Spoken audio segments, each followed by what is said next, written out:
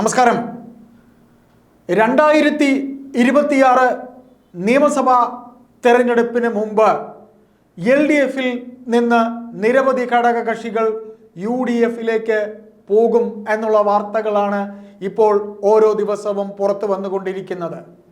അതായത് അടുപ്പിച്ച് 2 തുടർഭരണങ്ങൾക്ക് ശേഷം LDFിൽ അവരുടെ രണ്ടാം കക്ഷിയായി നിൽക്കുന്ന CPI വരെ ഒരു വേള LDFിൽ നിന്ന് UDFിലേക്ക് പോകും എന്ന വാർത്ത നാം കുറച്ചു നാൾ മുമ്പ് കേട്ടതാണ്.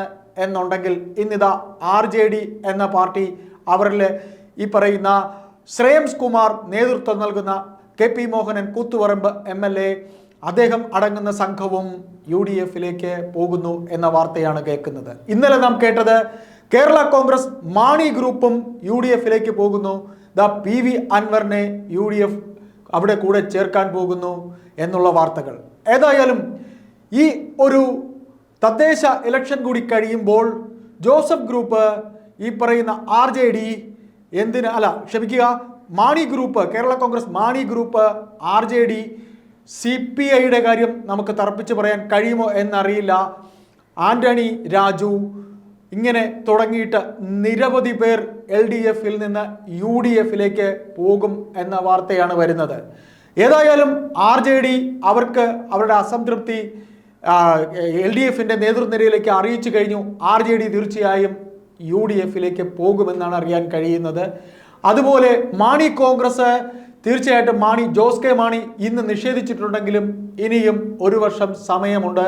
ഈ 1 വർഷ സമയത്തിനിടയ്ക്ക് അവരുടെ ഉഭയകക്ഷി ചർച്ചകളും മറ്റും പോകുമ്പോൾ ഈ പറയുന്ന മാണി ഗ്രൂപ്പ് ഉറപ്പായും UDFിലേക്ക് പോകുമ്പോൾ അപ്പോൾ തങ്ങൾക്കൊപ്പം നിൽക്കുന്ന LDFിൽ നിൽക്കുന്ന ആരൊക്കെ, അതായത് LDFിൻ്റെ കാലിനടിയിലെ പാദങ്ങൾക്കടിയിലെ മണ്ണ് ചോർന്നു തുടങ്ങുന്നു, അവർക്കത് തിരിച്ചറിയാൻ കഴിയുമോ? കാര്യം CPI വരെ ഈ മുന്നണി രാഷ്ട്രീയത്തിൽ അസംതൃപ്തരാണ്.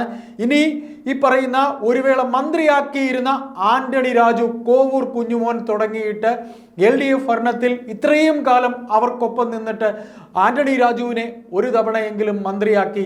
തോമസ് കെ തോമസ് അടങ്ങുന്ന NCP സഖ്യത്തിൽ അവർ ഒരു വിഭാഗം മാറിപ്പോകാൻ സാധ്യതയുണ്ട്. ശശീന്ദ്രനെ മന്ത്രിയാക്കി വെച്ചിരിക്കുന്നു. അതായത് LDFിൽ CPMൻ്റെ അപ്രമാദിത്വം, അതായത് അവരുടെ വലിയേട്ടൻ മനോഭാവത്തിൽ സഹികെട്ട് LDFിൽ നിന്ന് നിരവധി ഘടകകക്ഷികൾ പോകുമെന്ന കാര്യം ഉറപ്പാണ്. കാര്യം LDFിലെ CPMൻ്റെ അപ്രമാദിത്വം എന്ന് പറയുമ്പോൾ മുഖ്യമന്ത്രി പിണറായി വിജയന്റെ തൻ പ്രമാണിത്വം തന്നെ എന്ന് ഒളിഞ്ഞും തെളിഞ്ഞും ഈ നേതാക്കൾ പറയും. അതായത് കോവൂർ കുഞ്ഞുമോൻ എത്രയോ നാളുകളായി LDFിനൊപ്പം നിൽക്കുന്നതാണ്. അദ്ദേഹത്തെ ഒരു തവണ പോലും മന്ത്രിയാക്കിയിട്ടില്ല. ആന്റണി രാജുവിനെ മന്ത്രിയാക്കി. ഇപ്പോൾ തോമസ് കെ തോമസ് പല നീക്കങ്ങളും നടത്തിയെങ്കിലും അദ്ദേഹത്തിനെയും മന്ത്രിയാക്കിയില്ല.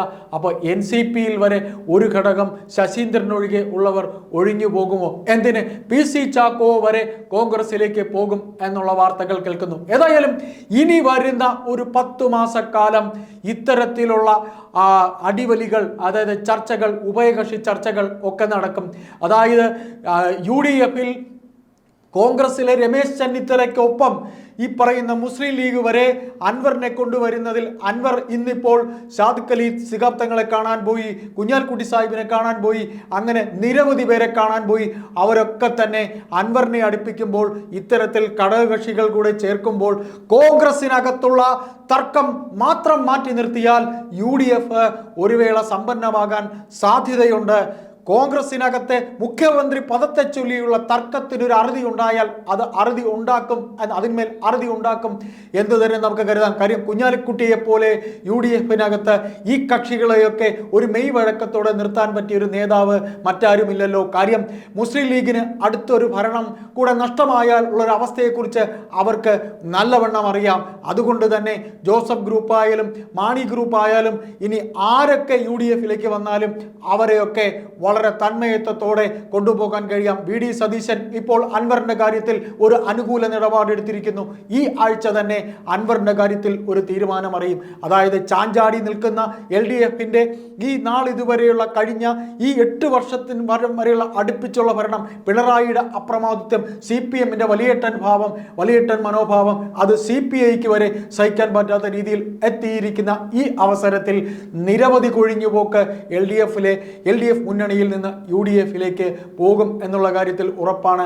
അവരെ എങ്ങനെ UDF കൊണ്ടുവരും, അവരെ എങ്ങനെ അക്കോമഡേറ്റ് ചെയ്യും എന്ന് വി ഡി സതീശൻ മുതൽ രമേശ് ചെന്നിത്തല, ഇങ്ങനെ കുഞ്ഞാലിക്കുട്ടി, ഇങ്ങനെ നിരവധി അവരുടെ UDF മുന്നണിയിലെ നേതാക്കളും കോൺഗ്രസിലെ നേതാക്കളും ആലോചിക്കും. ഏതായാലും വളരെ സമ്പന്നമായ ഒരു UDF ആയിരിക്കും 2026 ഈ നിയമസഭ 2026 നിയമസഭാ തെരഞ്ഞെടുപ്പ് നേരിടാൻ പോകുന്നത്.